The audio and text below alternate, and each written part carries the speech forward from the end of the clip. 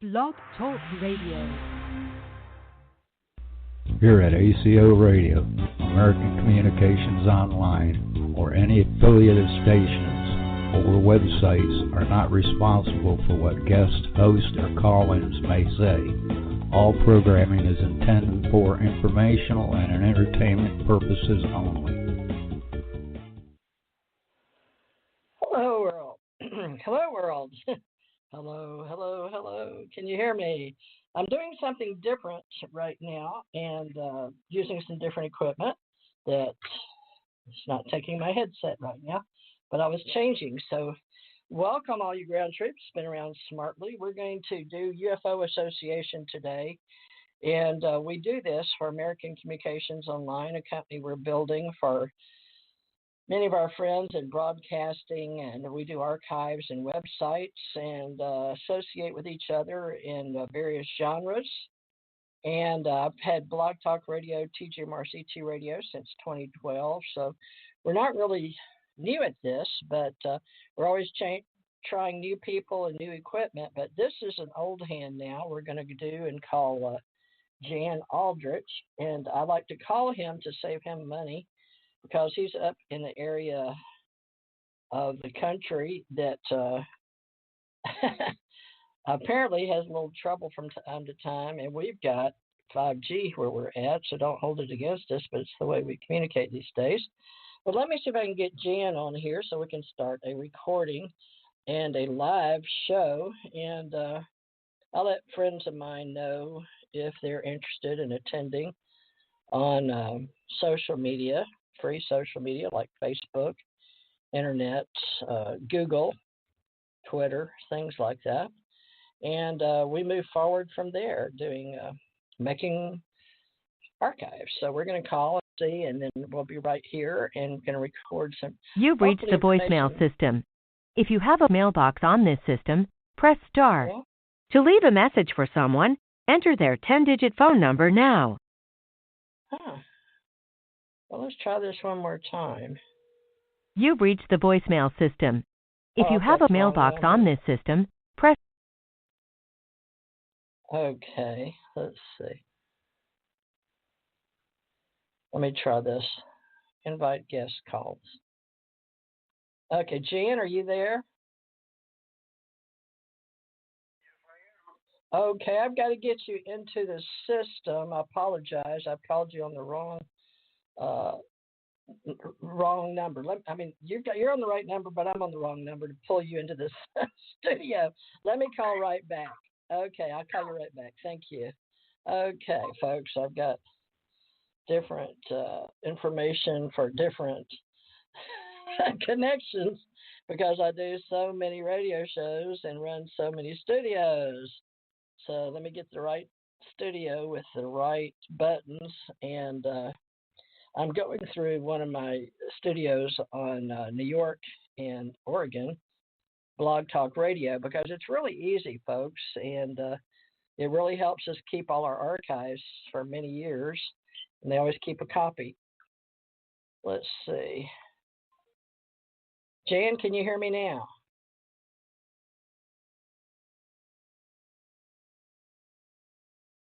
Jan? Are you there, Jan? What am I doing wrong? Hold time. Well, let me try one more time. Dialing. Hello? Now I got you. Can you hear me on the radio show? Yes.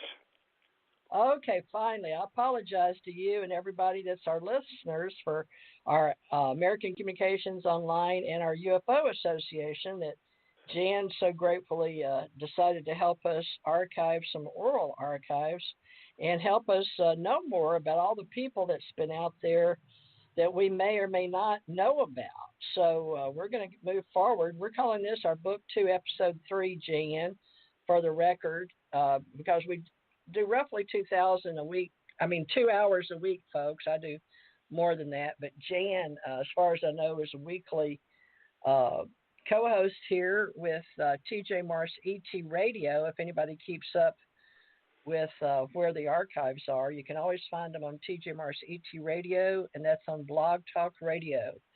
That company's out in New York, and Mr. Levy started that, and then they sold it to Vox Nest.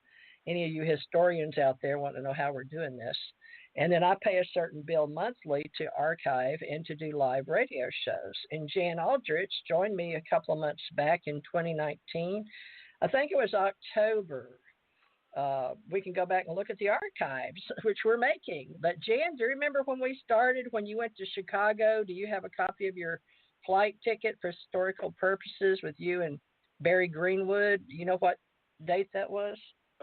Gee, I have to look it up on my computer. I did yeah, we're historians, but we don't keep up with I did ourselves. a trip report on my website about 2 trips I made, and we were in Chicago. Yeah, so. But I also had seen. I also went and visited Tom Tallene out in Chicago, and then we went to California and interviewed and met with some people out there. So it was quite a summer. Okay. Well, 2019, basically, folks, we started. We'll have to go back, anybody listening, to hear how we really started these 2 books. But they're roughly 2 books, 20 hours apiece of just oral history. And the reason we're doing this is because it's getting to be where time feels like it's speeded up in our UFO Association. And everybody doesn't have the time we used to just type and write or collect or scan and research, and there's so many more people out there in cyberspace in our collective consciousness doing this. We believe there's a rise in the UFO enthusiasts, and alien civilizations exist. So I've made Alien Contact Organization as a part of our UFO Association and the American Communications Online, and I've had websites for years, and I had UFO Association, the original one, way back when, in the early 2000s, and I got started back in 1967 with ACIR before we even had MUFON that moved into Texas. But that started up in Wisconsin, I was told. But we're started back with balls of light, which Jan and I have familiarized ourselves with in our own experience. And his story starts as a high school student. And I'm sort of talking here about Jan Aldrich, but his father, he had questioned about his father, and so we started his story, and it sort of combined with Kufo's and his trip. And I was very curious, and also in Barry Greenwood. And Barry's got like the 85 forward because Jan was in the military then, and so was I. He was Army and I was Navy. So we're starting to combine our history and tag some timelines, I guess. So bear with us, and we'll create the best reality we can together. Now, Jan has a project1947.com website, and I've had so many, I've got over 35, that I've been combining my downloading of what they call flatten, because I had so much data out there. But I'm keeping my Blog Talk Radio shows, if you're interested, on TJMRCT Radio. Well, Jan, let's see, you've dropped 2 names. Did you get those dates up for us, or where do you want to start? Because Tom Tallene, now, how much do you remember from last week?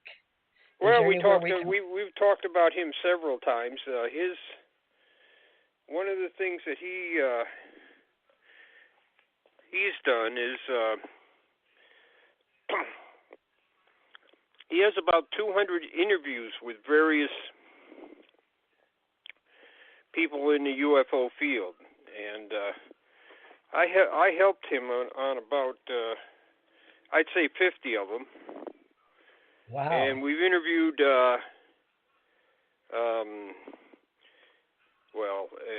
Frederick Durant, who's in the CIA. We interviewed various people that were in Project Blue Book. We interviewed UFO witnesses around the country. We've interviewed people that have come to visit from overseas, like we did Klaus Svahn at Kufos. He was visiting from Sweden, so that was a very interesting interview. And I asked him about ghost rockets. One of the things he said about ghost rockets, I said, when did they stop? And he said, they never have, which is very, very telling. He said, well, with the demise of the Soviet Union, they appeared to slow down for a while, but they're still going on. So, and he interviewed a number of people like Al Chop, who was the spokesman for Project Blue Book in 1951 and 52, 53.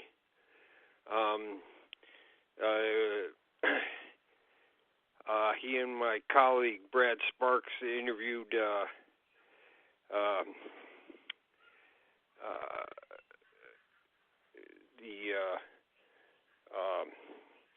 the head of Blue Book when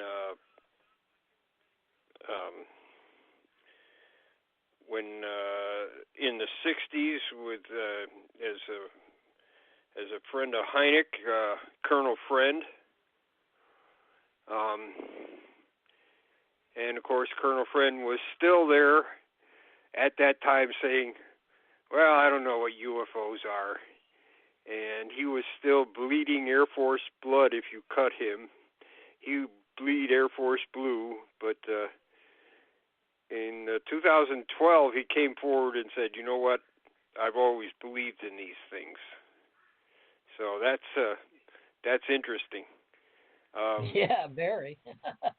Now, you believe J. Allen Hynek had the same epiphany or the same thoughts or theosophy or philosophy? I don't even know what we're going to call it yet. I don't know if it's truth or belief or because I can't tell about Hynek. He has so many different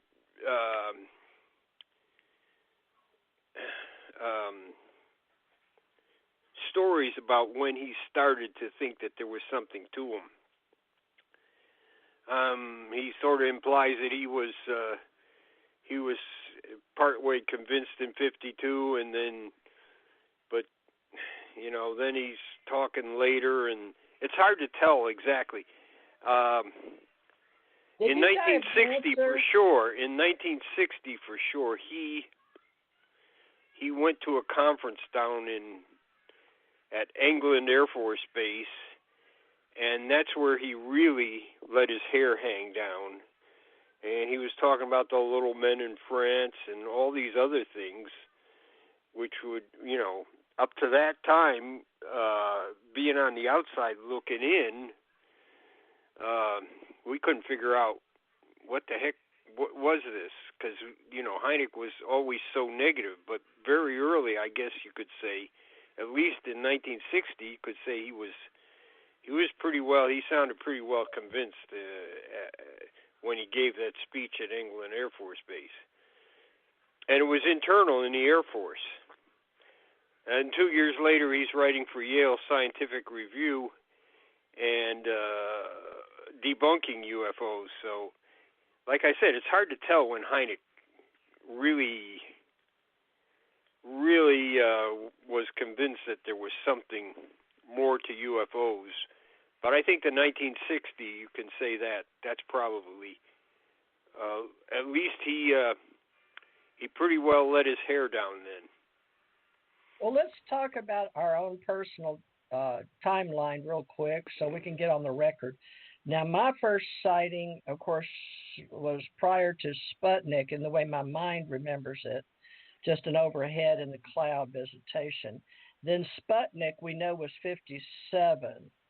Now, I was born in 12/26/51, December 26, which is a marked timeline, apparently, for ufology for many people, including Peniston and over in England when that December 26, I forgot what year, 1980, I think. But what was the first? Did we establish you were born in what, 49? Or what year were you born? 44. 44. And yeah, you started with Ball of Lightning, I know, and the discovery, and I think your father had a lot to do with chemistry and things like that, right? But let's say, so if I'm establishing roughly, I'll say 1954 without knowing the exact date. But so I had a higher feeling, and then me dying made me think angels, extraterrestrials, or whatever you want to call them. I didn't know about Star Trek till many years later, and my parents wouldn't let me stay up and watch it. But 1967 is when I was recruited by the government and did my first paperwork. And my husband worked at NASA, and I know he called me up in 69, and they talked about one of them, I don't know if it's Buzz Aldrin, who I forgot, but said bogey 10 o'clock high, something like that. So I got to hear that. But my first, I saw UFOs go overhead in Houston. So we moved to Birmingham about 1978, and then we had sightings in Birmingham. But my biggest one with my children was in Rochester, 1983, I believe, between 81 and 83, because I moved back to Houston 84 and went to Africa. We had a sighting, but that's the one where it was a big white light and two red balls shot up and set up over it. One went one way and one went the other way, and I never got explanation, but I wasn't asking anyone either. So, and then I've got on the investigation where I met J. Allen Hynek in 85 when he asked me about aliens among us. Ruth Montgomery had just put out a book, and he asked me to continue his work on the airplane, but I didn't know why, and he was very amused with my story. So I guess in a way, in 2019, you and I got together to start moving forward with UFO Association and Oral Archives. But that's sort of a short, I didn't have all mine, but that's a short rundown. Now, yours would start with your dad, and then did you have a physical sighting, or did you just strictly go to Washington because of the ball of lightning? Well, ball lightning was how I started, but I guess you could say ball lightning is related to you. Well, not related, but in the same category as UFOs.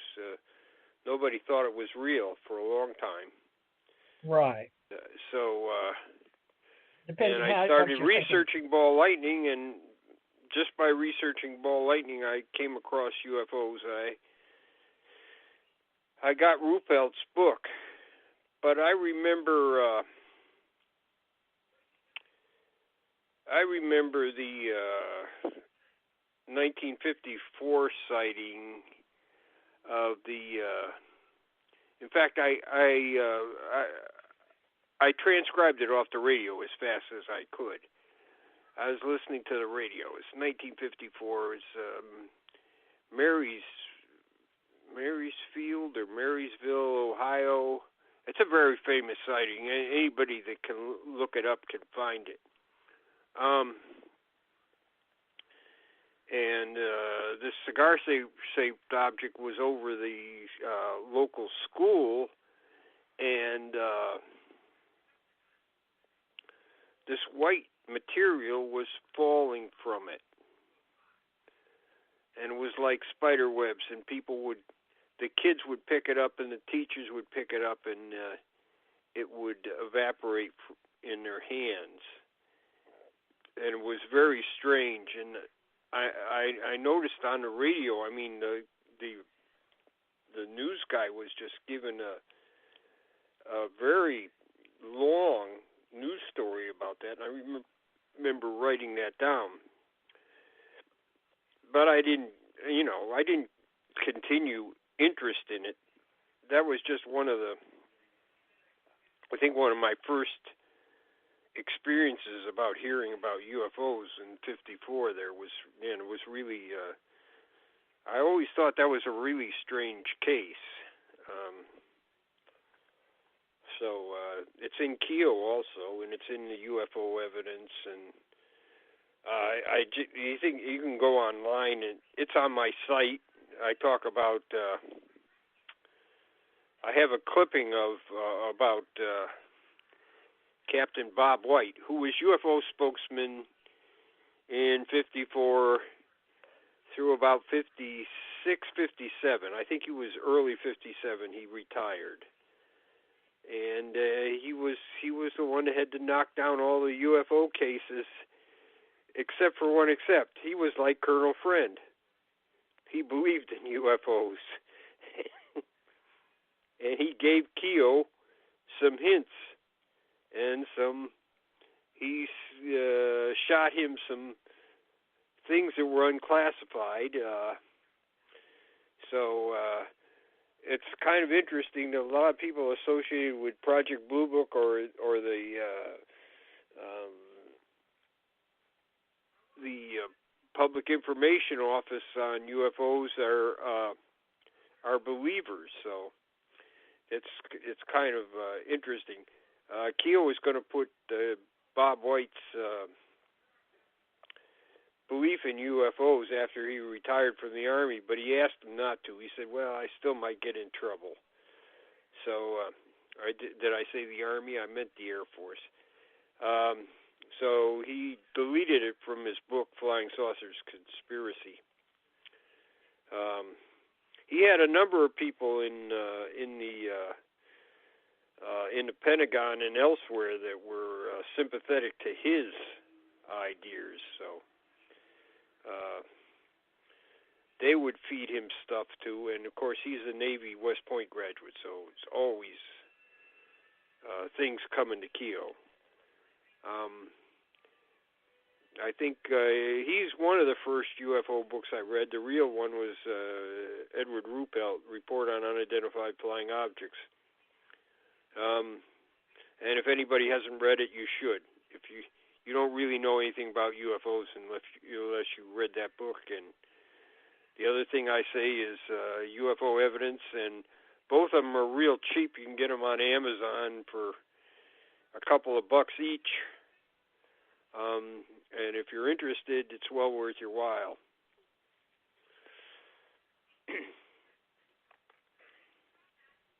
Well, I'll put that on here. Give me the names of the books. I'll put suggest on, because we have a little room today's show. Sure. Suggest UFO evidence.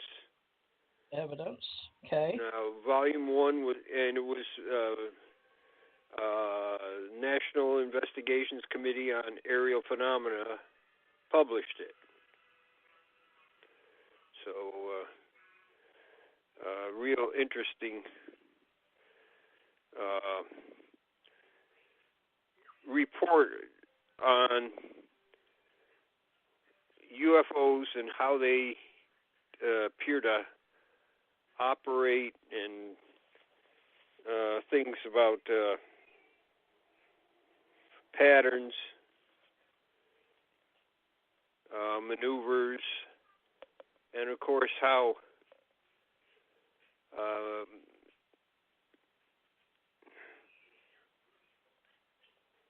here. And I'll need the other book too. Yeah, it's Captain Edward Ruppelt, Report on Unidentified Flying Objects, and he was the head of Blue Book in 51 through 53, and that was of course when the big Washington flap happened. So it was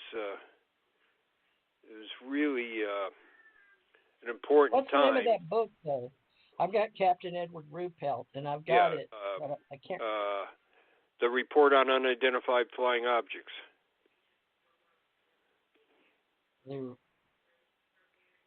Okay, I'm typing it in. Unidentified flying objects. Now, is that the one that Stanton read, Stanton T. Friedman? I'm sure he read it, yes. Now, that's Captain Edward Riphelp, the report on unidentified flying objects. What was the name of Kehoe's book again, so I can write it down? Well, he had several. So Well, the first one was Flying Saucers Are Real. That was in 1950. That was in 1950. That was a bestseller. Now, that's Donald Kehoe, or how do we... Donald E. Kehoe. He's a major and a retired major from the Marine Corps. Okay. And his second book was Flying Saucers from Outer Space.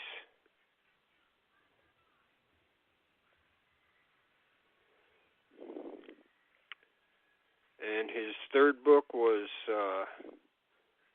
Flying Saucers Conspiracy.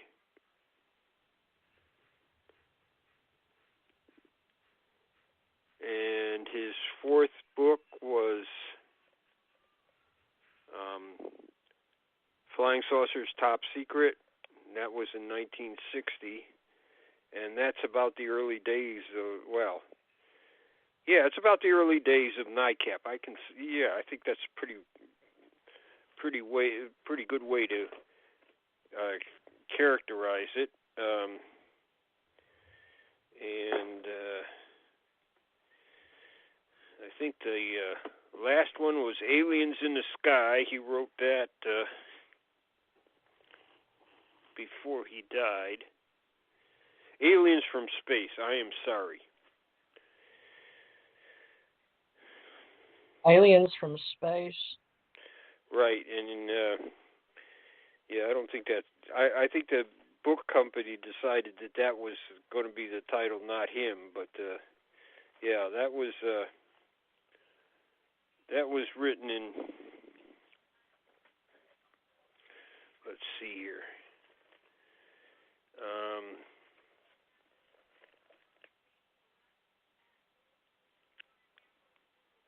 1973. So that was.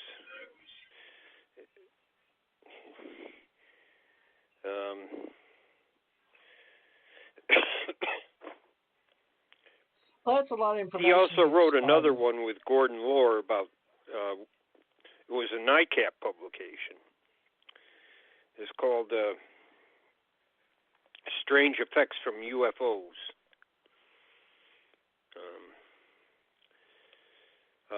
And it's kind of rare. And I like that one, of course, but I'm interested in effects in UFOs, so that's one of the main things I study. So. Oh, really? So I like to study human behavior. I don't really study the apparatus or the hard drive or what makes it go. I know a lot of electrical engineers are interested in that, or research and development. But you like to study UFOs effects on people in the environment, or people and animals in the environment, that's a kind of a let's put it this way. As far as UFO sightings, those kind of sightings are kind of rare. But even though they're rare,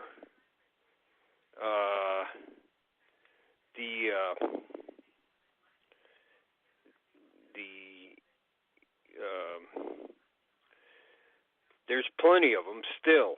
Like I say, even though they're rare, say they're one in a couple of hundred, or one in some of them are 1 in 500, depending on what kind of effects happen, like heat from UFOs. That may be 1 in 10,000 of those cases you find. And as far as we know, we don't know how many cases we have. CUFOS thinks they have 100,000. I don't know how many MUFON thinks they have. They're pretty close to 100,000 also. In fact, I think they passed 100,000 cases. Oh, really? So that's. So we don't really collect cases, but I study human behavior and cultural change. And I do American culture and international relations as it relates to paranormal desk or paranormal and the interest in metaphysics, our theology, everything to do with cosmology, right? Metaphysics falls under cosmology. And my ace folk life falls under, well, folk life, whether it's fairy tales or real, or theology or theosophy, that depends on the individual. It's very subjective. So I don't really know where UFO Association falls under, except we're archivists and historians. But most of us are UFO enthusiasts. We just don't know, how to have a community portal for everybody. I'm trying to find the proper portal description. So I've had alien contact org separate, alienologists separate from Janet, and a lot of the people that do these events. They keep like MUFON and UFO hardcore. They call it nuts and bolts people, separate from those that like to talk about the psychological effect or do past lives or prior past life regressions, or they do abductions, right? Which was it Mac, John, was it Bob Mac, Bill Mac, John Mac, something like that? That kind of work. Dr. John Mack up at Harvard, yeah. Okay, so you understand what I'm saying. They've seen right.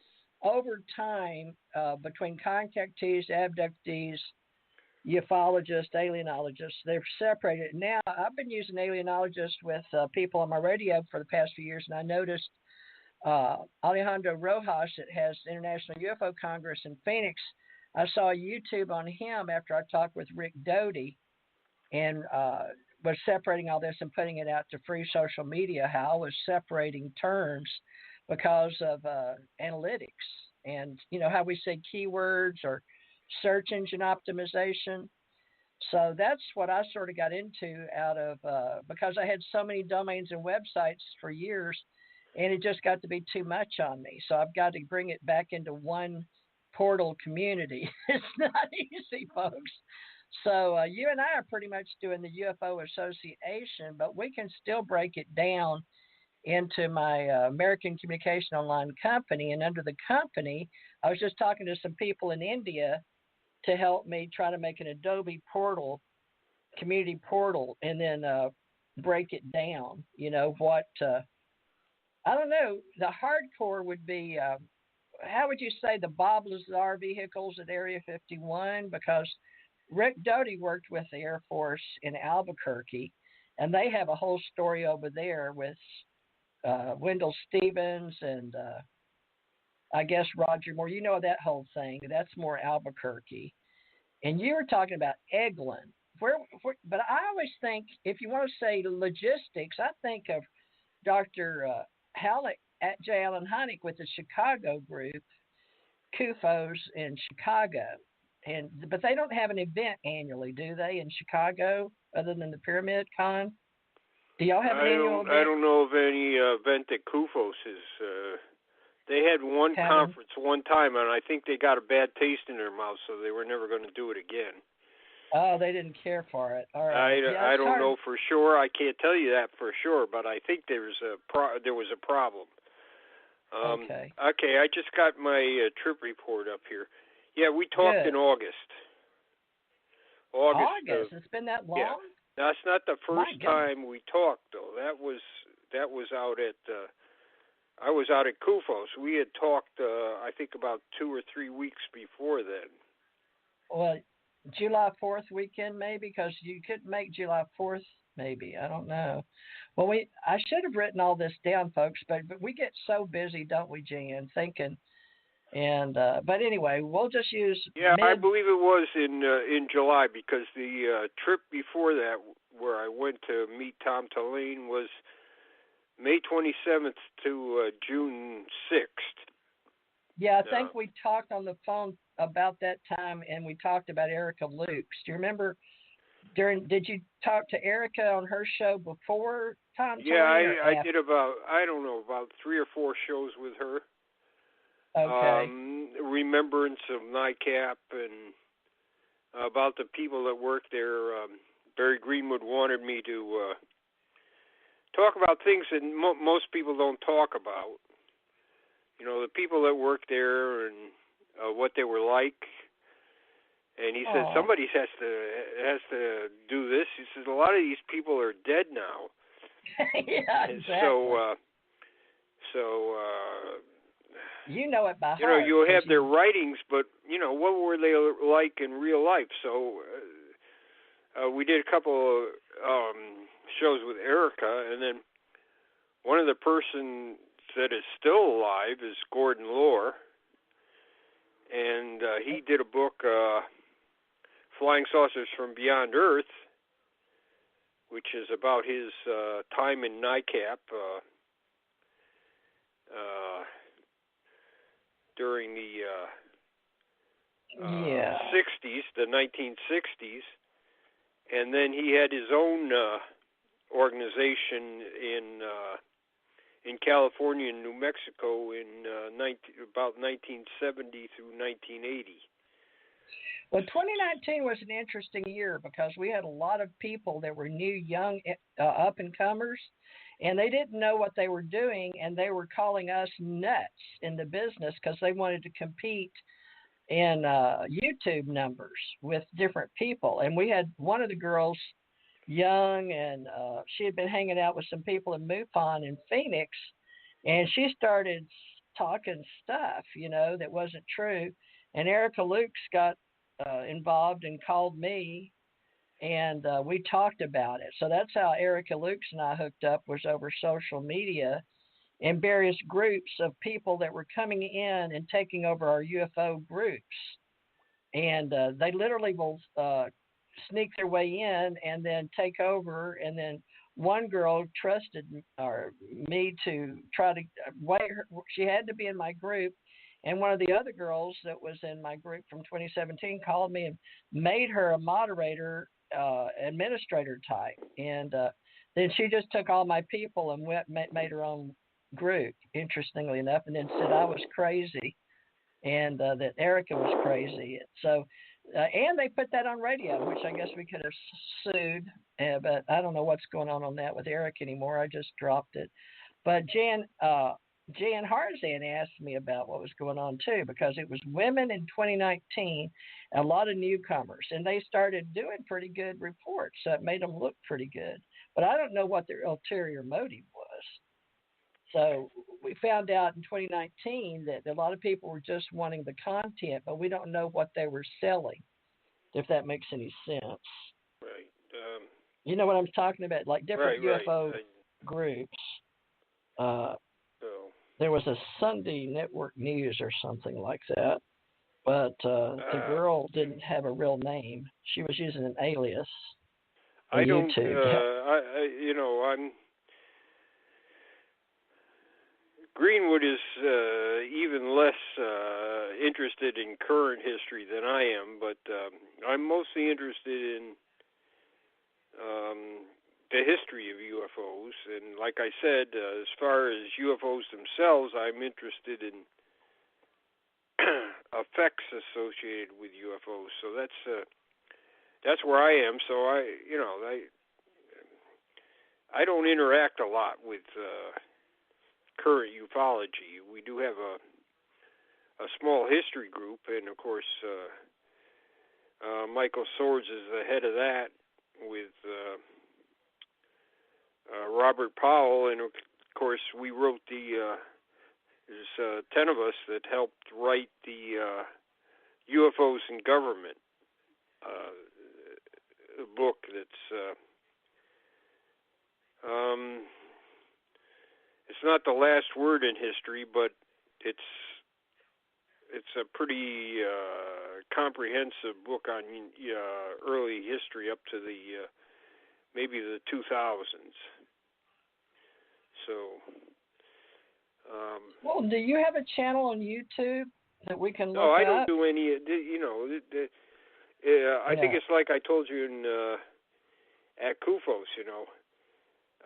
I have more than I can do just trying to wrangle my own files. I occasionally come on people's shows to talk about UFOs.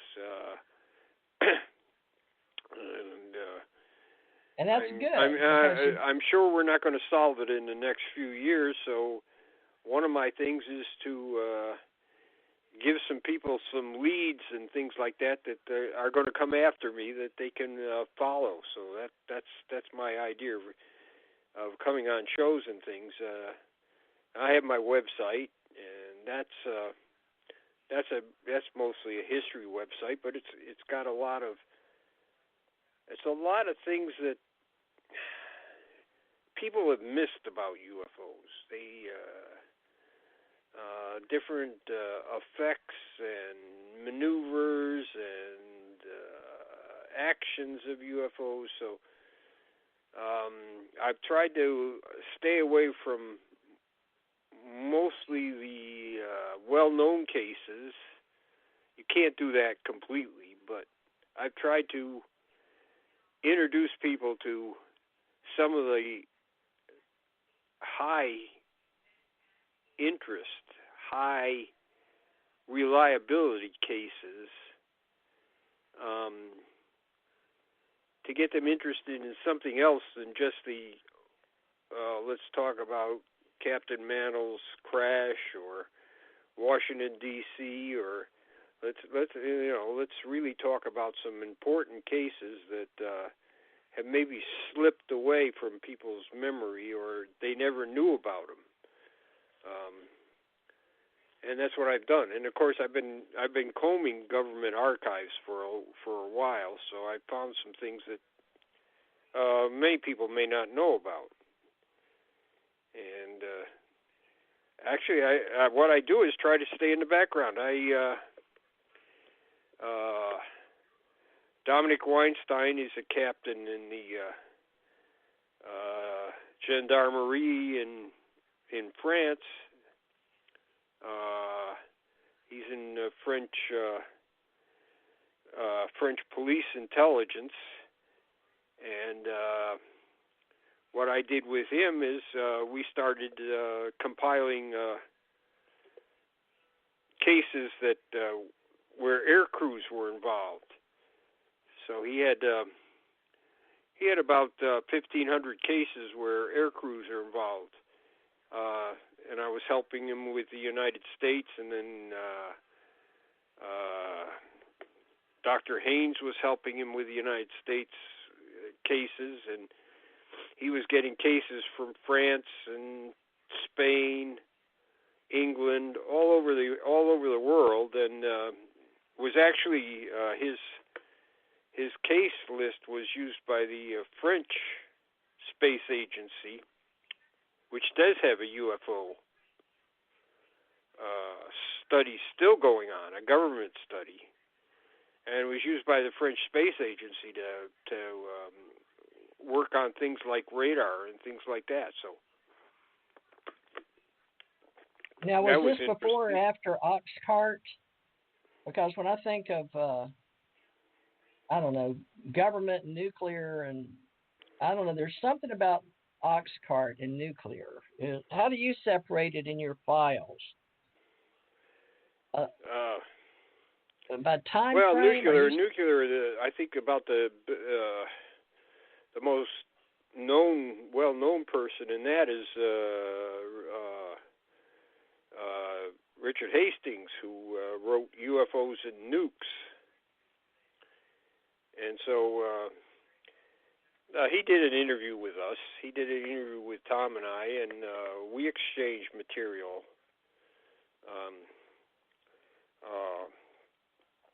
So it was involved there. I've tried to cooperate with other people that are doing various projects. George Eberhard had this UFO outline of UFO history that must have at least 1,000 different entries, and I was working on the earlier UFO history with him, So I think we've got almost 2,000 entries in this UFO history. And when you put things in chronological order that you can rapidly go through, you see a lot of relationships that may not have appeared by just reading somebody's book. So that's one of the things we did. So I work with that. I've worked with people that are doing electromagnetic effects catalogs overseas, like in Germany and England.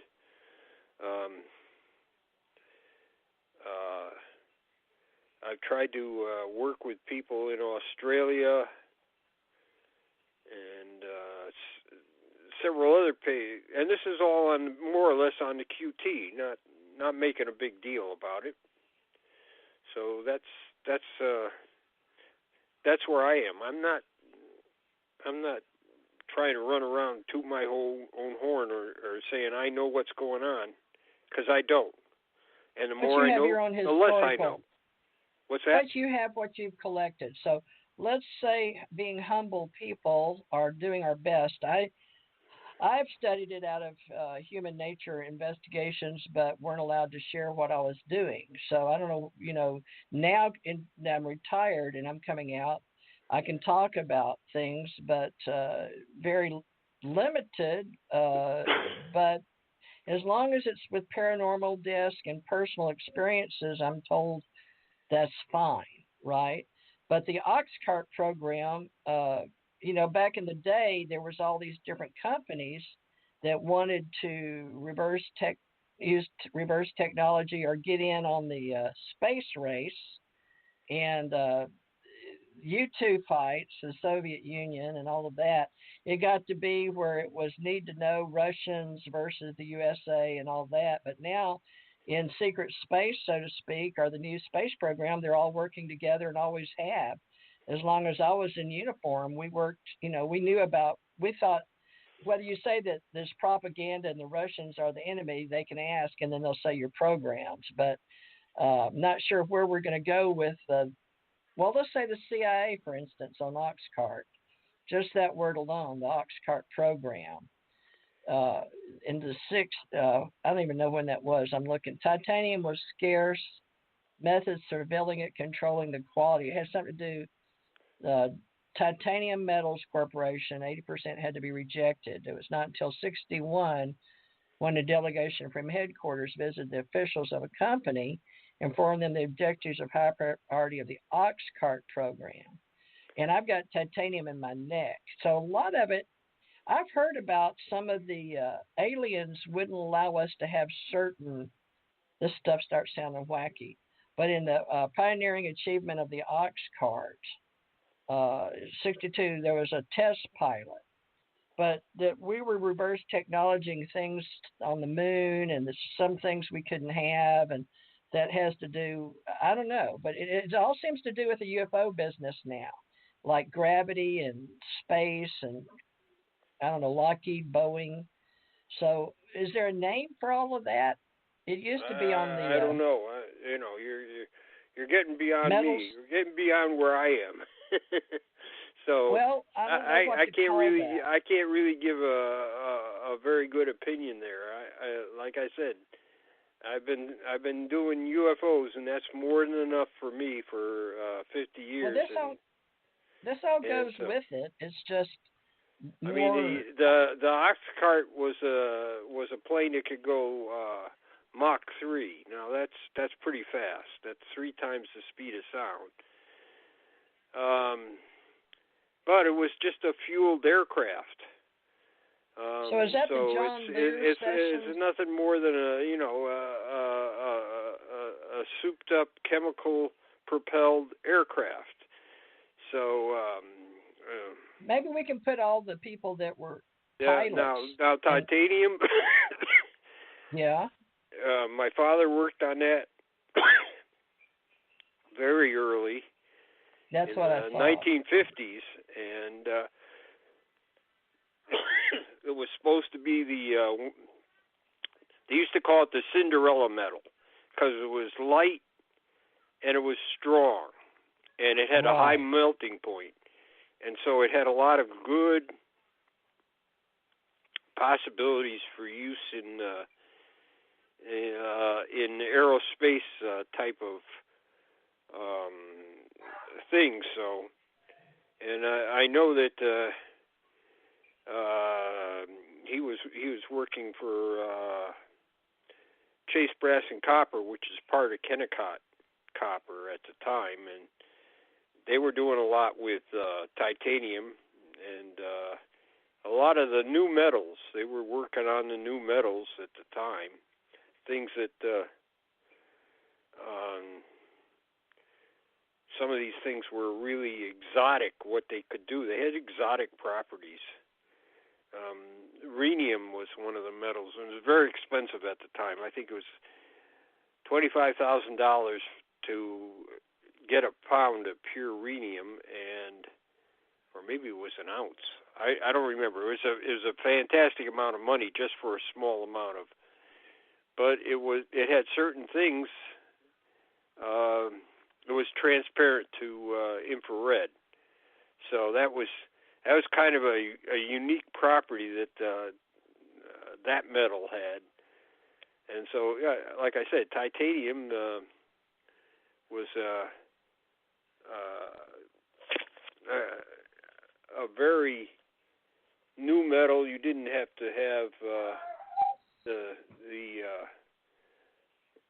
a lot of the things that World War II, what they used in World War II. You could have much lighter stuff, and you could push it much faster because it wasn't as heavy to push around in the atmosphere. And a lot of the things in the space program the same way. It's and of course, for every metal you have good points and bad points. So it's always, it's a trade-off on things. Sometimes you try to make alloys,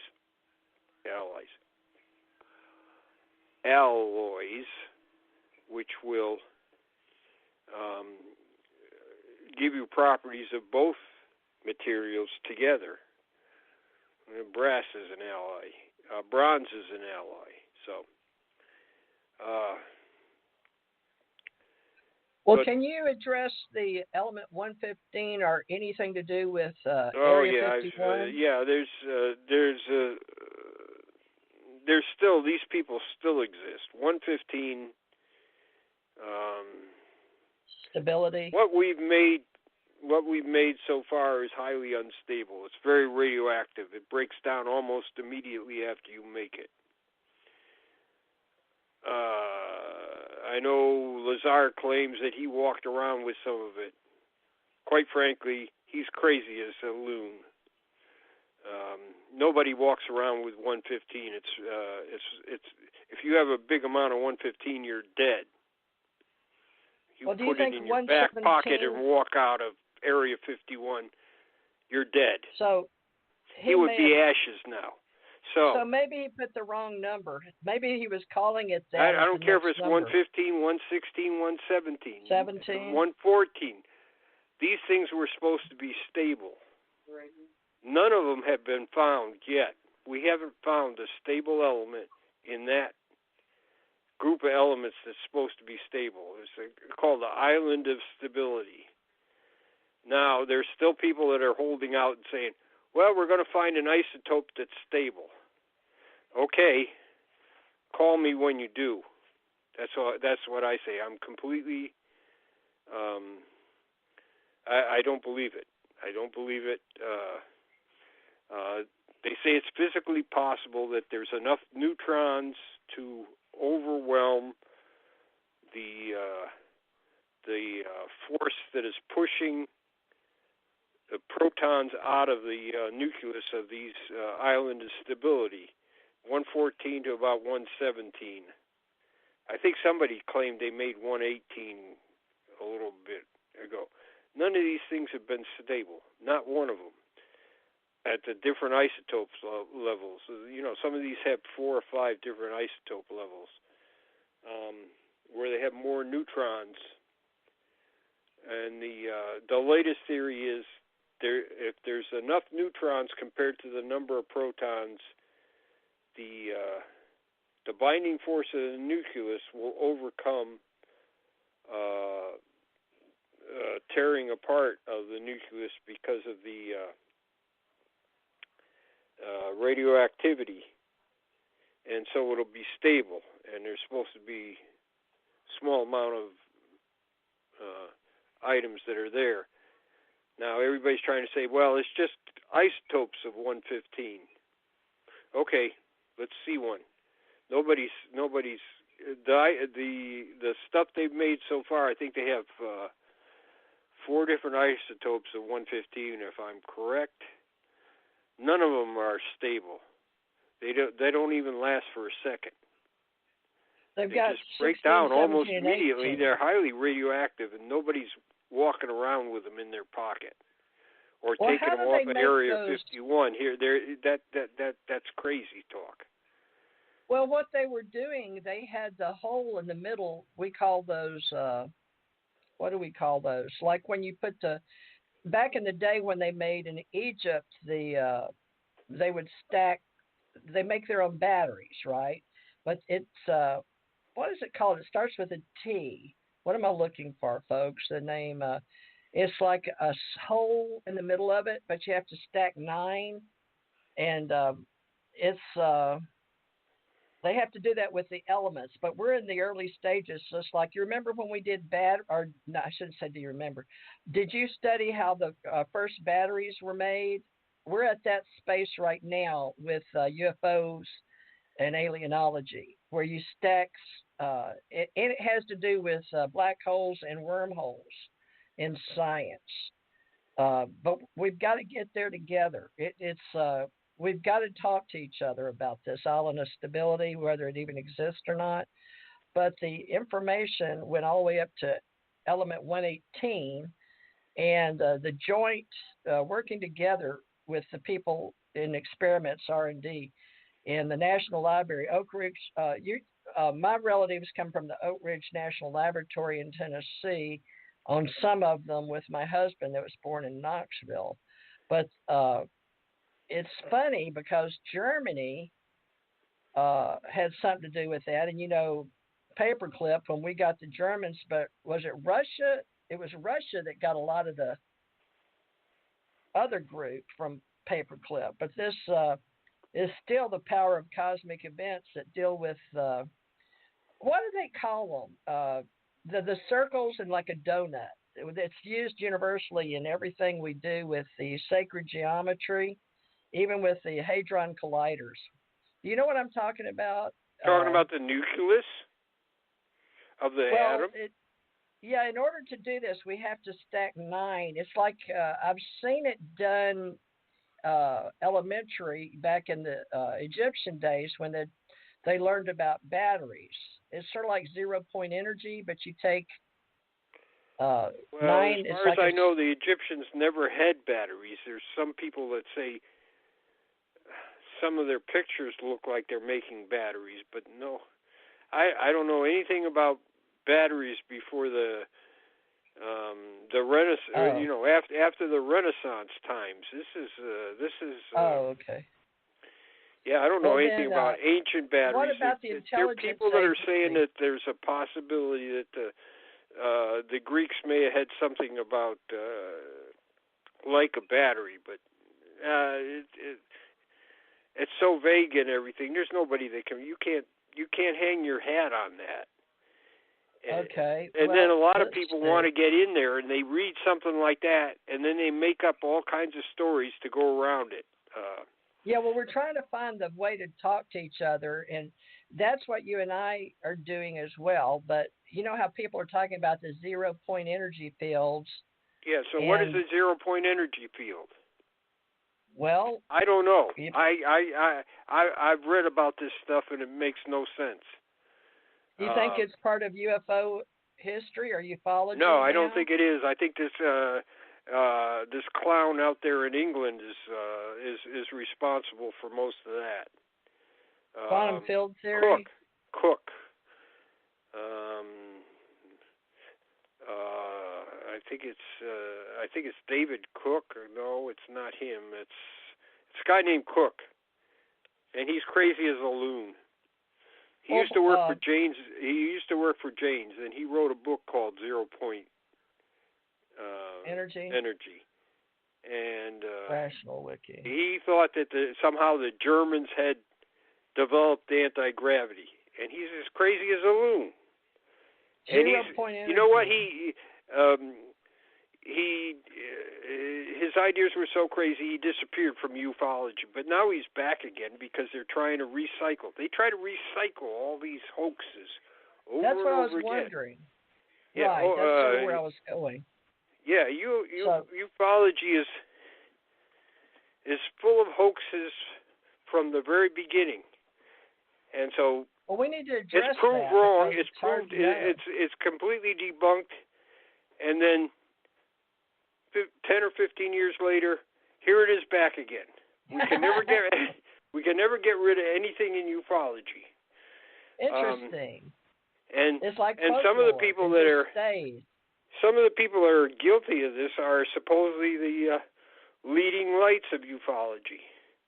Well, that's why I'm trying to check it with you and have right. UFO Association checks and balances. Yeah, the Murray Island case in 1947 supposedly happened before Arnold. Now, does that have to do Ray with Palmer was one of the big advocates of this. The two guys said they saw this from a boat near Murray Island, and there was a UFO that was in trouble, and it was things were dropping out of it, and they supposedly collected this stuff, and it's a magic material. June 21st. Well, the Air Force picked some of that up. They went up there and talked to these people. Kenneth Arnold was there, and Captain Smith, United Airlines pilot. They both went with the Air Force investigators and talked to these people. Well, is that the and first time we heard about the Men in Black? Yeah. That's it. So the FBI investigated these guys. All right. And they found out they were hoaxers. Well, what about the Men in Black? That's a franchise now, but it's Men in Black. It's like I told you earlier. The Men in Black originated with a guy named Bender here in Connecticut, in Bridgeport, Connecticut. And he had a UFO organization, which was worldwide. He had people in Australia, New Zealand, India. He had a branch in England. Well, you think the CIA just picked it up because it was convenient? Well, I'm telling you about how the Men in Black appeared in UFO mythology. Okay, good. Bender was having trouble keeping up with the organization. He wasn't a man that wanted to run. He liked to read about UFOs. He liked to write about UFOs, but he wasn't somebody that liked to keep accounts and write newsletters and keep membership records. He didn't want to do that kind of stuff. He didn't have that kind of a temperament. Okay. And so he said in 1953, the Men in Black came and visited me and told me to get out of the subject. And he implied they were government. Well, he said that they were government, and he said he couldn't tell you who they were or where they were or anything.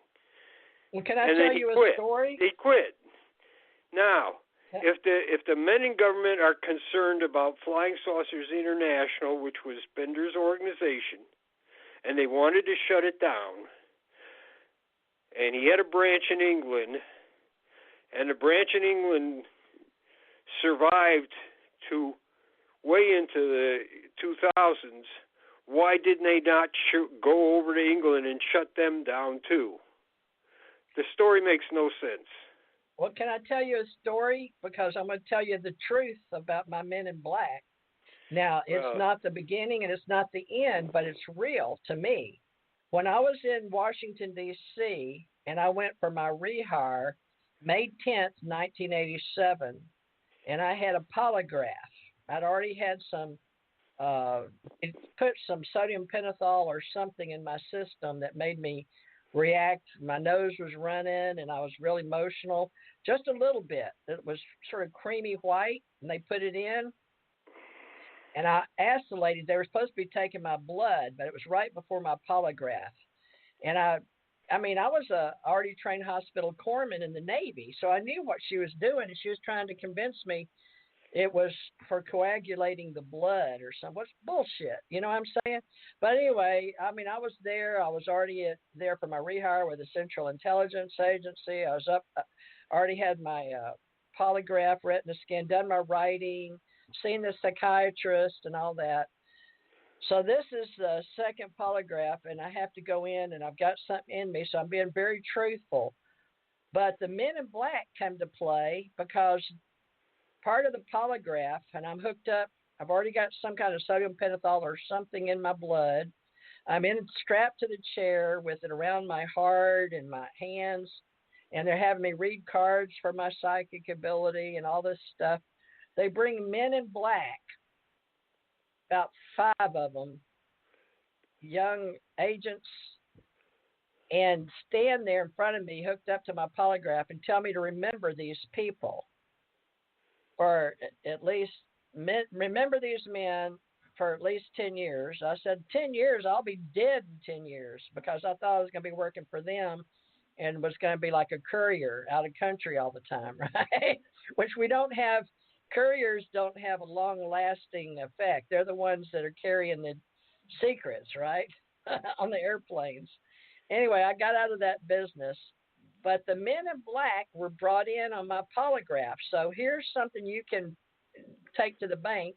I'm telling you that in 1987, our intelligence agency used Men in Black, at least in my polygraph. Now, I can't tell you why, but they were Men in Black, meaning that's what they were. They were all in black uniforms. And then when an agent came to visit my husband, the young boy that was in training that came to visit and talked to him about coming and teaching again in Washington, and Tom didn't want to teach intelligence because he was Army like you, okay? He was no different than asking Tom than asking you, because you know what S2 division, that's all. But he was an agent for Reagan. But the boy told him, do you know how long it took me to go find a thin black tie in today's? But the boy said he was supposed to wear black because that's what they were told we were accustomed to seeing. Now, that offended Tom because he was a very intelligent CIA officer, an agent that worked on UFOs for Ronald Reagan. But Men in Black are put into our psyche, and I don't know why. But do you think so when they come, they don't have to say anything, that you know who they are? I don't know, but in the 40s and 50s, black was the man's color. Everybody wore black or gray. I know, that makes sense. The preachers might have worn blue, but most suits. Everybody wore black or gray. So I'm trying to figure this out. Now, Bender is. I got all kinds of clippings about that. He got out of the UFO thing. This is the way he used it. He said he got visited by government people that told him to quit. So why didn't somebody in England visit the guys over there and tell them to quit? Well, would you put what I told you as folklore or ufology? Because I don't think it's UFO myth. We got a lot of myths. James Mosley. Now he used to have a following of of people that hung on his every word and thought he was serious. This guy was never serious. He was always a jokester. I don't know if he ever had a job. I think he inherited his money, and he slowly frittered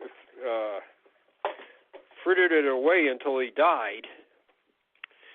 But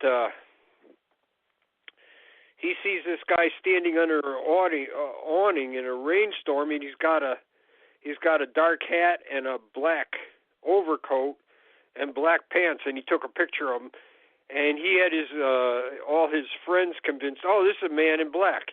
No, it isn't. It's a guy that's out in the rain trying to keep dry. It's just a guy.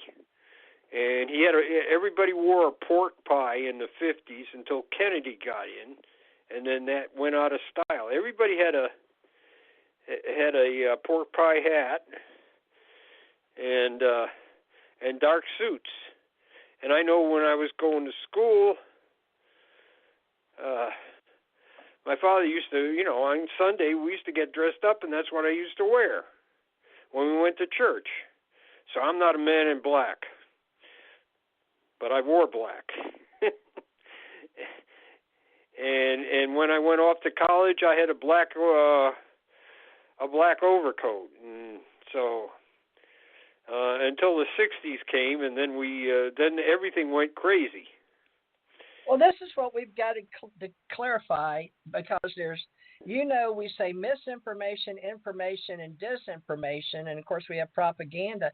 But the ufology business with the kids today, they don't know what to believe, just like journalism. And I'm having to fight people in social media all the time, because the journalists, I'm a member of Society of Professional Journalists, and like I said about 2019 and these girls, we had a huge thing about this one girl that using a false name, what was that name she used? Chant Hannah, and it was her false name, and she got out there using a false name on UFO and in Facebook, and you've been on her show. I have. December 14th, and that's not even her real name, but she does. Yeah, well, it was just a show to talk about what had happened in 2009. It was about, I think they had about 24 people on it. It was it was just talking about developments in 2009 and what was your opinion of it, which I didn't find that very. Because there were so many different ideas. However, I'll say this about Men in Black. Somebody said that Frederick Durant was probably one of the Men in Black. Now, I don't know how they got this idea. I guess he's a CIA guy, and he was in black. And so we asked him point blank. I said, well, do you know this guy? He says, I never heard of him. He said, no, I wasn't one of the men that went to visit him and told him he had to get out of ufology. He said, I did not do that. That's if somebody's trying to pin something on me that I'm not. Now, he's a friend of Ruppelt's. Yeah. He thought, just about everybody thought Ruppelt was the nicest guy in the world. And they were really impressed with him, but well, I don't care who's trying to collect information and share it out there. A lot of newcomers came in and are doing a good job of reporting, but they've got to cite their sources. And as long as you have the human, like you and me, I'm talking my truth, you're talking yours, are what we've collected.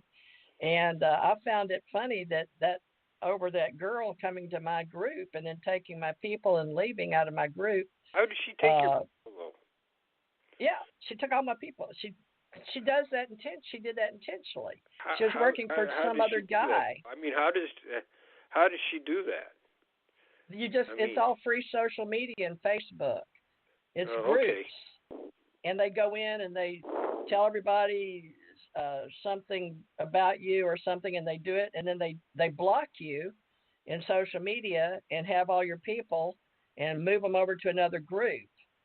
Oh, okay. And I've got another guy that does that too. But they do that. They'll move them around. I don't know what they're doing except collecting people for numbers.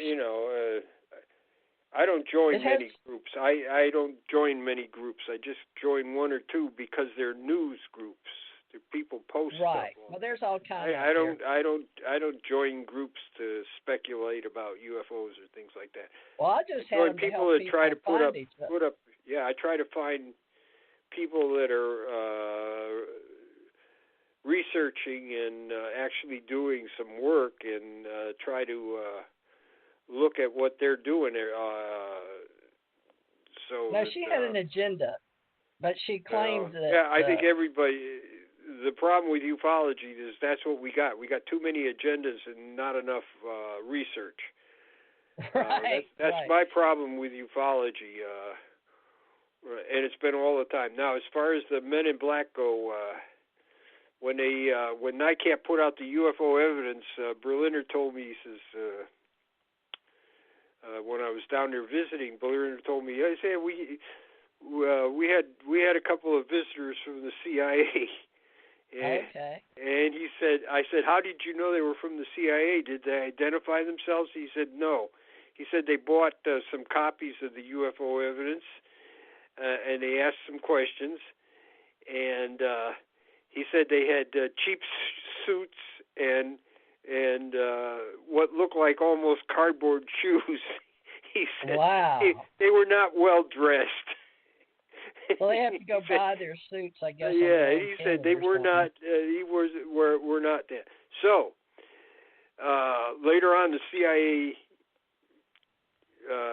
came back where they identified themselves, and they talked to Dick Hall. And they told Dick Hall that they were putting him in for clearance so they could discuss UFOs with him more. But they asked him questions about sightings and everything, and Dick just gave him copies of the UFO stuff. The only thing he wouldn't give him was things where the people were in sensitive positions and they didn't want to be associated with a UFO sighting. But it's like I said, everybody tries to say, well, the government infiltrates these UFO groups. Why? They got better information than we do. Right. I don't know. Right. Yeah, I wouldn't know why they would try to infiltrate. Hall let them have anything they wanted. Anybody came in, and the news people came in, and he was happy to help them because you might get some good publicity, and sometimes you didn't. Sometimes you got bad publicity. But the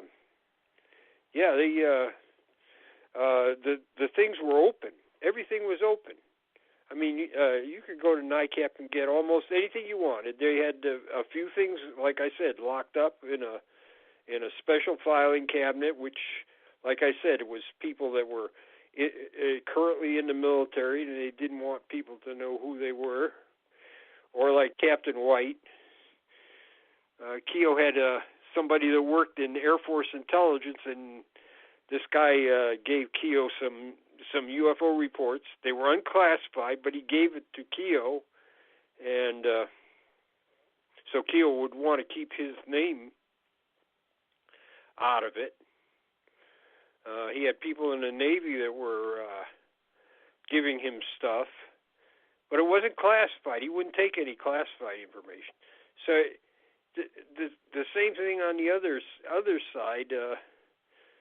Anybody could come in and get anything they asked about.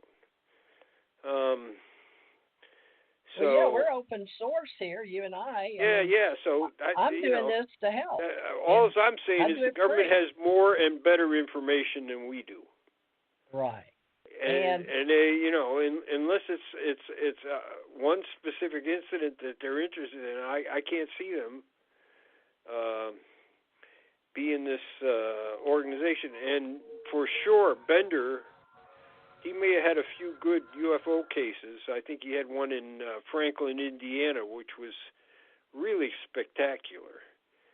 And the whole town just about belonged to his organization because just about everybody in Franklin, Indiana had seen this UFO, which a cigar-shaped UFO in the sky, and all these smaller UFOs came out of it. And it was all these people in Franklin, Indiana had witnesses, so they found out about Bender, and they all joined Flying Saucers International. The whole town. And they actually had a parade with Bender, you know, as the honorary marshal for one of their parades, because you know, they thought this was so great. And like I said, the whole town just about belonged to the mayor, the police chief, just about every official and most of the citizens belonged to Flying Saucers International. And but he didn't have anything that was really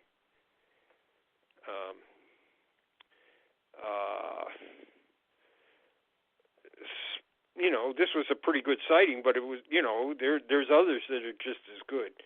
The other thing is that he was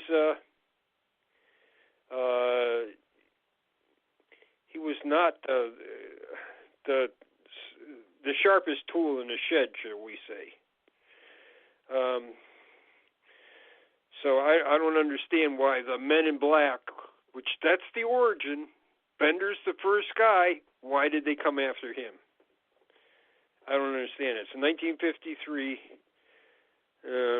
It's in the Bridgeport newspaper about how he was told to stop investigating UFOs. And he said by the government, not some, he didn't say they were some alien presence or things. You know, the Men in Black have evolved into alien type people that are going around silencing people. So now, before Bender,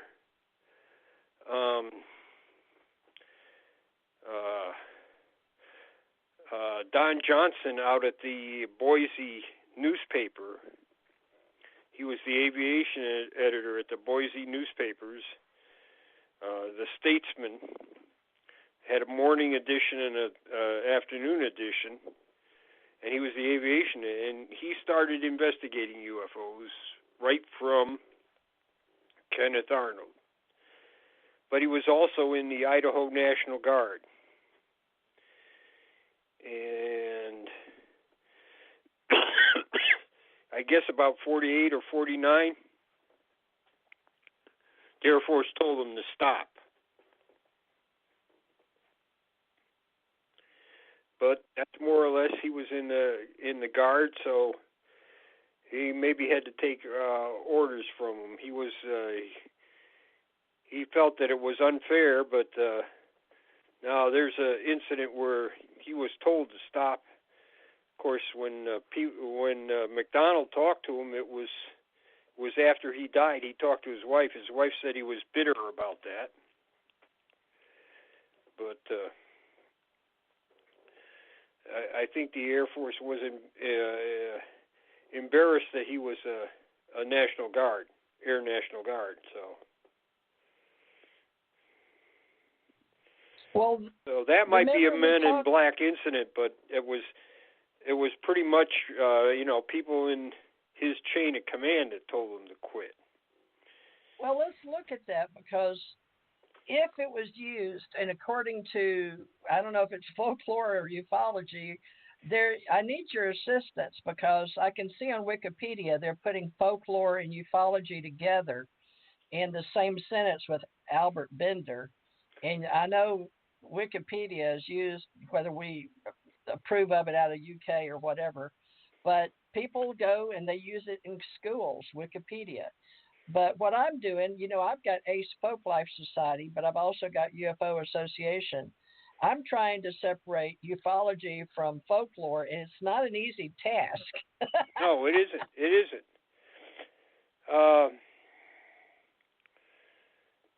I guess we have to establish really what we want to.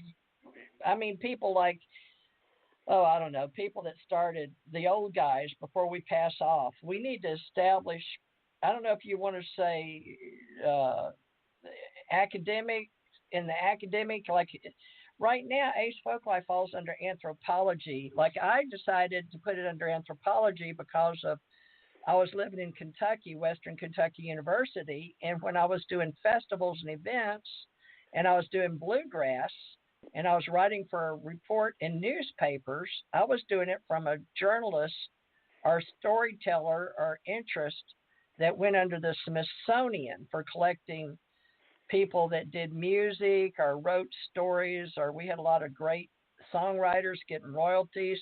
And it was amazing because they couldn't play music and they were doing it like ear by ear. And then I started listening to some stories about Bigfoot, coming and listening to the music. And then some people saw a UFO over my house, and other people came and would sit to watch it happen. And so I made a report one night when I saw one, and at midnight, and the dogs were barking, and I called 911. Anyway, I got into ufology again, not meaning to. This is the first time officially, 2006 and 7 with MUFON. So then I got in touch with the Kentucky MUFON and Barry Gaunt, and we sent him a picture my daughter took later of a UFO down here in Gulf Breeze. And oddly enough, a tornado chased me out of Kentucky, and my daughter had cancer and was working with people with her health. So I got it all mixed up and blended together with my Ace Folklife in Kentucky and my integrative medicine and helping people with cancer-causing agents and alien, like DNA or whatever in their blood down here, working with Moffitt Cancer Society. And then I had a UFO experience over here on the ocean while my daughter was walking along the ocean, and I get like taken up like I'm out of body or something, and my cell phone just dies. So I don't know what to believe anymore. So I'm trying to separate ufology from folk life, from how we all know things, even if we don't have the words or the music but it goes into folk life. You know what I mean? It becomes part of our culture. And this black... it's definitely, people say, this looks like a typical flying saucer, that kind of thing. Yeah. So everybody's supposed to recognize what that looks like. Yeah. So well, we've got to come up with some. I don't know if you want to say international rules, or because you've got all these people that have been doing this for years and years, the old guys, and they're going, "What's going on with these new kids today?" And the new kids watch a History Channel or Aliens or Ancient Aliens and take Sukalos like he's God. I mean, I hear them. Oh, I believe now. I'm like, holy crap. So we're important right now. We need to separate what's what. But I don't know how here, here's what I was looking for.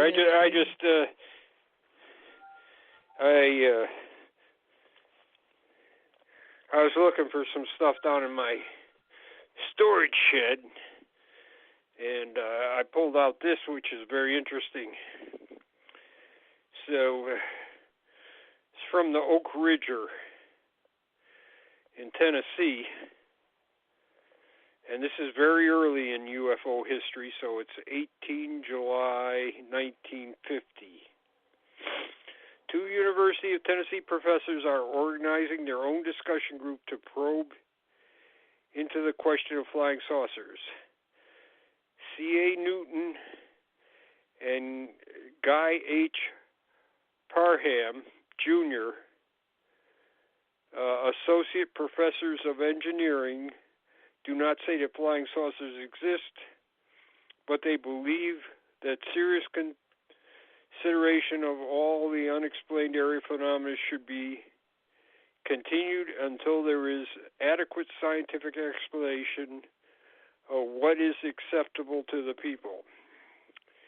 Even considering the outside possibility that all of these sightings are hallucinations, said Professor Newton, the hallucinations are too prevalent to be ignored.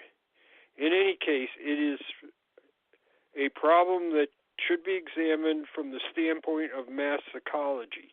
The two professors are not convinced it is a psychological problem.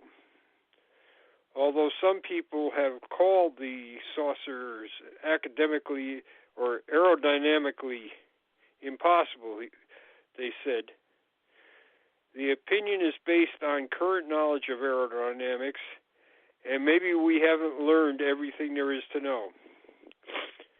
Professor Newton said that the new informal organization will be open to anybody desiring to discuss the matter seriously. The membership will be divided into interest groups which will discuss different theories about the origins of the sightings. The main purpose is to keep the question of the unexplained objects intelligently alive. Very interesting that this is in the Oak Ridger. Apparently, that's the only place that it appeared. Now you said so. Oak I've Ridger, done some research at the University of Tennessee and tried to run down these guys or their organization. I can't find anything. Oak Doesn't Ridger? mean it doesn't exist. Although one of the student aides there who worked in the library said, "You know what? I've seen some stuff about those guys. Huh. So maybe we don't have it, but it's very interesting. It's very early in the UFO thing. The Oak Ridger 1950 newspaper. is really early. There's almost no UFO organizations that could go back to 1950. Well, and it was founded these guys in are talking January. about studying them. And of course, my thing when I was talking to this student, I said, well, maybe it has some connection with Oak Ridge, because in 1950 they had a lot of sightings at Oak Ridge. Yeah. A lot of sightings at Oak Ridge in 1950. And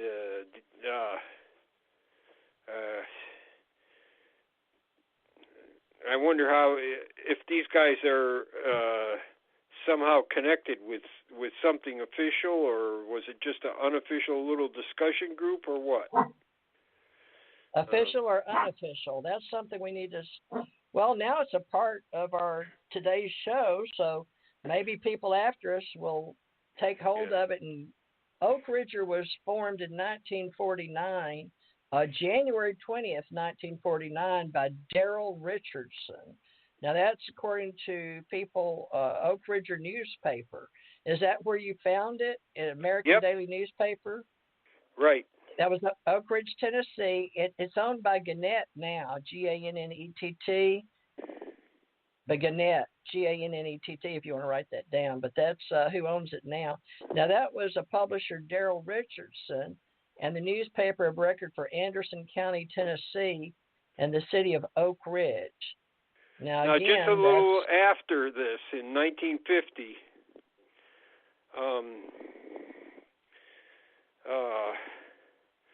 a story came out that the Atomic Energy Commission had a questionnaire that if things were seen around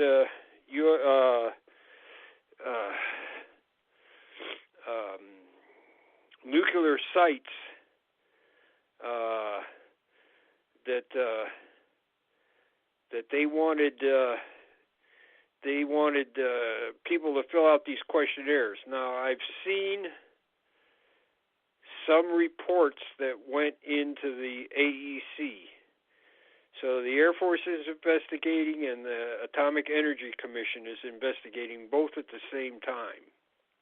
Yeah. Now, see, I was taught, but I don't know how, that the Men in Black got started in the intelligence community through the nuclear, or this Oak Ridge Atomic Energy Commission, but it had to do with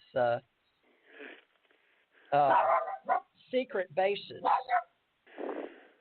and secrets, of course. So I don't know. I'm up for investigating, but nuclear cities, Men in Black something official or unofficial about nuclear cities or any? I see Oak Ridge, the Atomic Energy Commission in Los Alamos. Now, we have our own classification, right, for people working in nuclear, always did. So it may have something to do with keeping classified material classified. It's a Q clearance, like. a Q clearance. Los Alamos and Oak Ridge Q clearance. Yeah, but it was atomic energy clearance. It's called Q clearance. You used to have it in the military till 1954, and then it was real hard to get. And there's a lot of people in the military that needed access to nuclear information. So in 1954, they said, "Well, everybody that handles nukes doesn't have to have a Q clearance," because they had so much trouble getting. People in Air Force intelligence didn't all have a Q clearance. Not very many of them did. In fact, I think General Cabell said he went to a atomic test, and most of the people in Air Force intelligence couldn't go there because they didn't have a Q clearance. So about 1954, they did away with that requirement for the military. Now, if you're handling nuclear weapons, you need to have a special. You need to have a special clearance. One of them is called Personal Reliability Program. I was in that in the military, but in the early days, I don't think it was called that. But and they have two levels. The people that actually work with it with their hands, in other words, assembling the nuclear weapons, and then the people that code them or give orders about nuclear weapons, they have a different classification. So it's their classification isn't different, but their position is different. So some people they just work with it. Other people can relay nuclear orders and are involved with codes and locking nuclear weapons and things like that. That's a higher level position. And the people that just assemble them or shoot them have another position. Well, this group is so complicated now. One of the guys just called me from Hawaii that wanted to come on the last few minutes, but I don't see his number here yet. But how we can move forward with this, Jan. And like I said, Janet thinks you're more nuts and bolts, but you're more historical than nuts and bolts, meaning yeah, I am more historical. Like I said, the only thing I'm really the thing I'm most interested, let's put it that way, in UFOs is effects on the environment or people or animals. I'm interested in that because it's hard to study, somebody's memory of what happened after something went away. But if it affected the environment somehow, then it's possible to take samples, or if it happens to people, if they're affected by the UFO, like all the way back to World War II.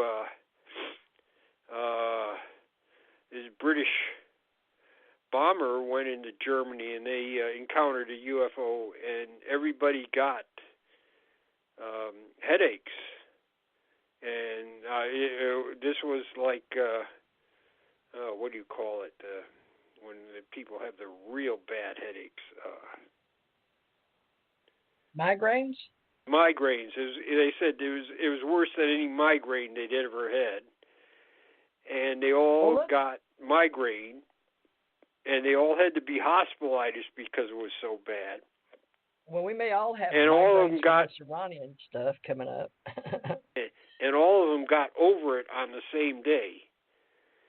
And wow. So Dr. McDonald was able to talk to them, and he was interested in following up in the medical reports. But I mean, this was in the '60s and World War II. That was a way away. So that's one thing that never happened. But, well, let me let Tommy. I'm going to have somebody that's been with me and us to do an event together, and we never pulled it off with Janet Carroll Lesson, which has been on a couple of these shows with you, Jan. But this is Tommy's first time.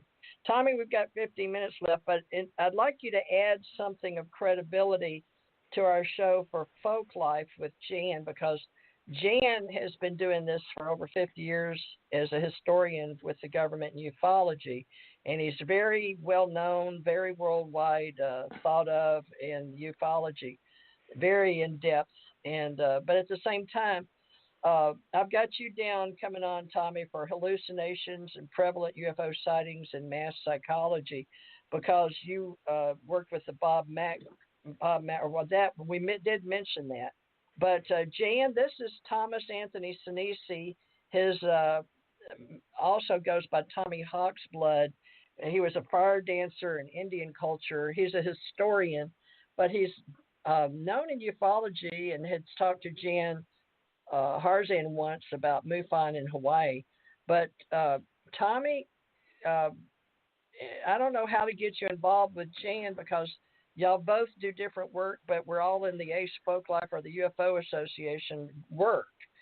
So Tommy, can you, Jan, I don't know how to do this, because these are different facets. Well, let me just say this. Tommy Hawksblood, I'm calling from the Big Island of Hawaii. I've been involved with UFOs since I was 6 years old. Now, there's two things that I'd like to mention to you. One is around 2001, a ship crashed into the ocean off of Long Island. I was staying in a millionaire. He's a real he designed all the houses on Long Island. He was the top whatever they design houses and everything. Well, he was with his girlfriend in his house. His house was right on the ocean. As the ship crashed into the ocean, he said he saw this big light come, and when they were, I say this, they were making love in front of the window. They were both burnt, and they turned dark red, both of them. And they didn't know what to do. They called the hospital up, and here's the real funny part about the whole thing. They said, take 3 aspirins and go to bed. Not come into the hospital, not what's going on, just take 3 aspirin and go to bed, which they did. The next morning when they woke up, they were fine. I mean, he showed me the paper clippings and everything of the ship that all these people saw. But how did the hospital know to tell them to take 3 aspirins and stay in bed? If you go to the hospital and say, I got no idea, but that's one of the things I'm interested in is this. Some of these people, like Stokes in 1957, he had a sunburn, and when he went in to talk, he was at White Sands and close encounter, and when he went to talk to people, some of them noticed that he did have a sunburn. And it slowly went away, like things like that do. And he claimed it was from the UFO. Well, Travis Walton said the same thing, no, didn't he? When he came up back from it. Yeah, White Sands. So they had to treat me for a sunburn and like burns on my legs like impetigo. I was taken over from Los Alamos with that little incident over to an Indian reservation to treat my burns, and like I had sunburn, but my feet had impetigo on them, and they don't know what caused it. But it was after I went up White Sands and supposedly had a visitation. So I wonder if you think those may have something to do with, or is it what I'm saying is this short-term sunburn thing. is known in ufology, and some things are if you look at the 1967 Mechalek case. That's much more serious than sunburn. And Mechalek was hospitalized, and we do have his medical records. And he was, he was really seriously in bad trouble. And his relatives said we would go into the room with him, and he just smelled awful. He was this terrible smell was coming out of him, and his treatment is, I mean, it's well documented. This is where we have in ufology we're not, many things are not well documented, and they're just on not much better than hearsay. But this was actual medical examinations of this guy. He had burns on his chest. He had supposedly got close to it, and he burned his glove. And of course, everybody says he's a hoaxer. But he was treated for at least 2 weeks in the hospital, and he probably died earlier than he should have because of this case. And my friend's doing one in New Mexico right now where this kid got burned, and of course it got in the newspapers. This is back in 57. Got burned. He was sitting on he was a little kid, and so people talk to his parents and everything. Of course, he's not a little kid anymore. He's a grown man. So my friend went and said, I'm going to see if I can find this guy. He's easy to find. He still lives in the same area. And he talked to him, and he asked him, is this just a joke or a game, or were your parents trying to pull a fast one on somebody? And he says, no. He says it was a horrible experience, and I got burned so bad I had to go to the hospital. So this is, this. Well, here's a question. This is where you can get at some core information when you can do this. All right, now I have a question. Think about it. Now, out of the people that are actually abducted, I'm not going to say who is and who isn't, but out of the people that are actually abducted, only certain people get burnt. Now, well, the other thing on that. Yeah, I am not a real abduction. Let's put it this way. All right, but here's the other thing. I do a show with a woman that's been being abducted half of her life. All right. We were supposed to do it today. She's definitely sick right now. She's been sick since the last show we did. Now, when I first met her, I told her to get checked for radiation. And she says she had a dog checked, and the dog was radioactive. So she's getting actually treated for multiple things right now, but all symptoms for radiation poisoning. She's losing her hair. She's losing her teeth. She lost 4 teeth in 2 months. She's losing her fingernails. And she feels deathly sick as well. Now, 2 years ago, she had this giant mass cut out of her stomach, which they wouldn't tell her what it was. All right, she went to the court. She went to Grand Court. They said we can't release that information. And they filmed it. In England, they film every operation. And she can't even get a copy of the operation. But in the interim as well, she said she's going to get checked for radiation on the 27th. And I told her that she was exposed to it. And I said, anybody that gets on a UFO is exposed to radiation. It depends what level of the immune system that they have in their body at the time when they get taken on a ship. Now, I was next to a ship. I didn't get burnt. So when I think about, now, like I said, this couple of this family, this millionaire that I was in his house and everything, I was living there for a month. He went to Europe or somewhere, but when he came back, he told me the whole story and he showed me all the pictures.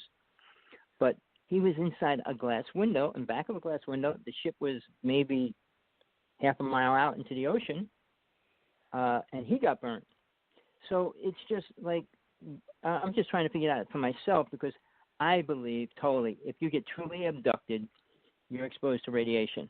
Unless they put you in a space suit and bring you on a ship, you're going to be exposed. And they don't care. And a lot of these people that say they're abducted, I would disagree. And I said, well, you have no proof, and then you don't even have any kind of evidence to your body that you were taken on a ship. I mean, now these people that are getting implants, that's something totally different. But getting back to the question is, like, it's kind of weird how certain people get certain effects and other people get certain effects. I mean, it's the same. They get different stories as well. Well, but for me, just UFO sightings themselves. Right. Not everybody that's close to a UFO ever demonstrates any medical effects or physiological effects.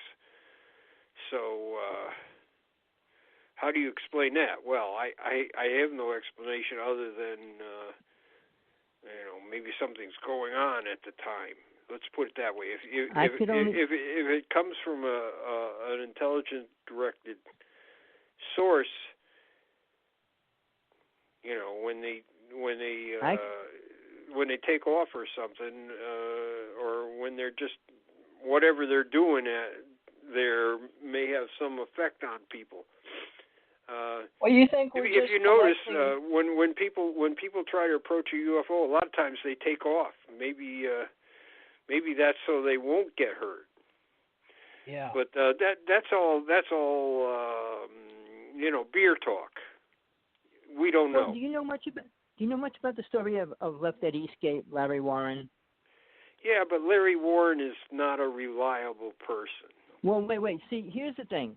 I knew him. I was with him before he even released the book. It took him 10 years to get his Social Security number out to prove who he was. After they released him, I mean, he did 2 TV shows. All those people involved with that case came out, including the general, said he went over to the ship and touched it. I mean, that whole thing is being blown open. Linda Moulton Howe has no clue what's going on. She asked all the wrong people. There's 3 people involved that were there, including Larry Warren. He taped it. He actually taped when he was talking to the ship when it was on the ground. They played that tape on TV as well. I think he has more proof than anybody. I mean, he went into town to call his family up. I thought Larry Warren was, happened. when Rudolph happened, he wasn't even there. No. Are you talking about Enelston? No, I'm talking about Larry Warren. I was with him personally. He wrote the book, Left at Eastgate. Yeah, I know. My friend knows him real well too. But well, the other guy is claiming that it's a lie. He has a lot of problems. How about that picture with the UFO and the fighter plane? I don't know about that picture, but all I know, I mean, well, it's a fake. He sent Greenwood a picture of UFO with a fighter plane for some reason, and then all of a sudden, I can't remember what it was, but Greenwood had just happened to have the picture, and then he's flogging this picture on a TV program showing a UFO being chased by the same fighter plane. It's the same picture. They just transposed the UFO on it. So, I mean, this guy's got problems. This guy's got a problem. You know, and talking about what really happened, that's the problem with human testimony.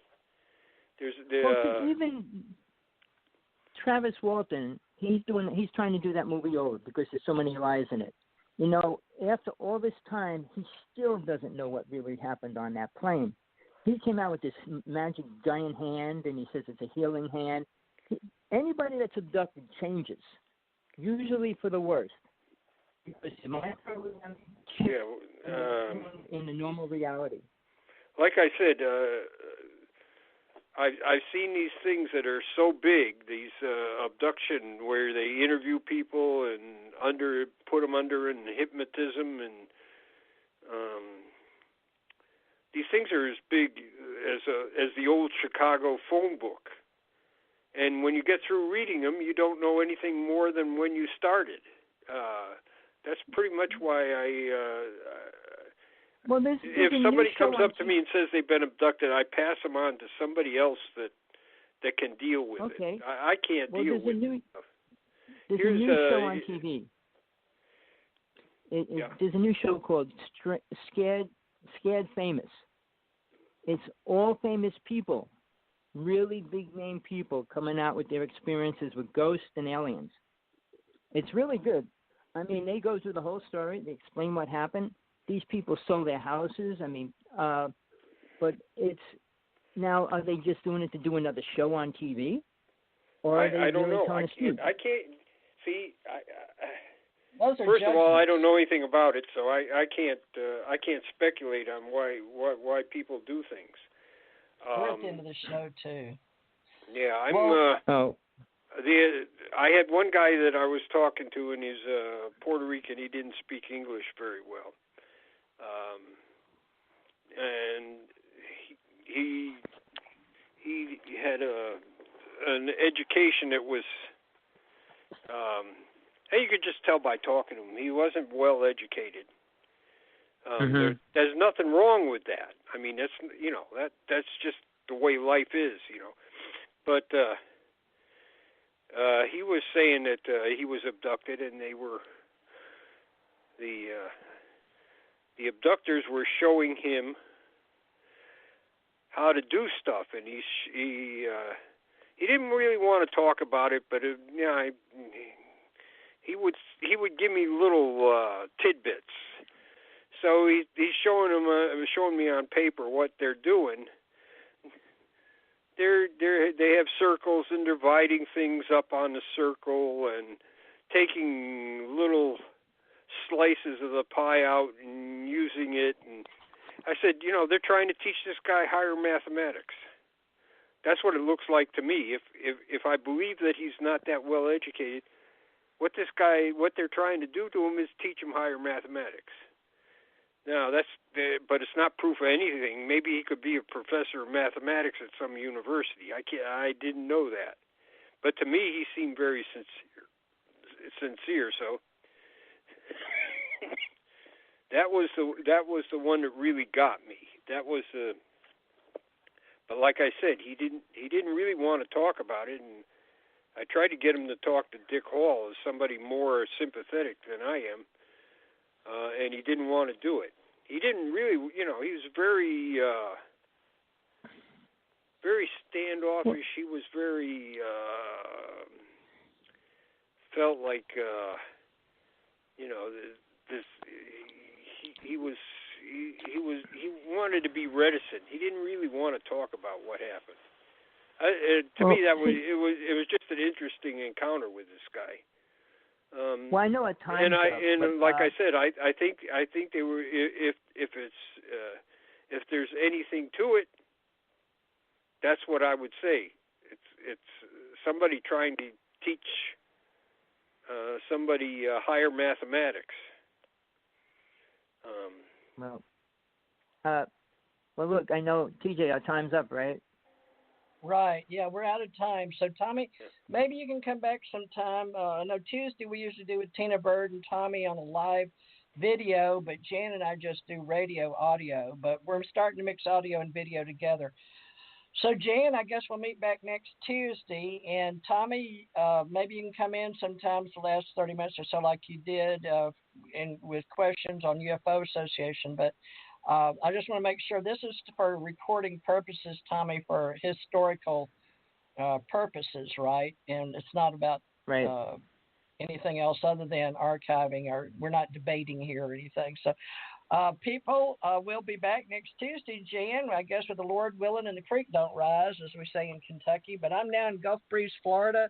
Jan, tell them where you're located. Tommy's in Hawaii. But where I'm in Connecticut. So we had one program where we did about half the program on indigenous people here in America. So maybe we could talk about that sometime.